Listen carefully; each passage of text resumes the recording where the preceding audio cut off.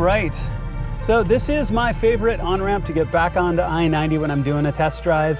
It's a good sweeping on-ramp that gets us on. With the weather today, we're not going to really be able to get on it too much, but let's go ahead and put it into M2 mode where you saw me earlier adjust all the different performance settings, and let's get after it a little bit.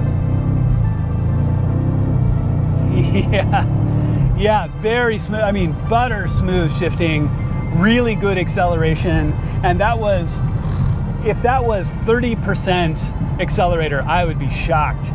I am limiting with the weather today. This is the first rain in a couple of days, so everything's a little bit slimy.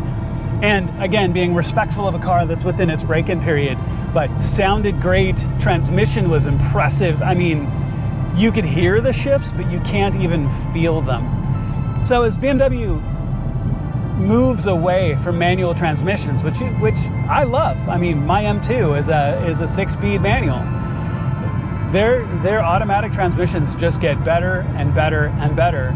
And if you even look at the head of BMW's M division, he's basically at the point now of what's the point of owning a manual transmission? There are some features that come with it, like launch control and the like when you have an automatic that the manual does not.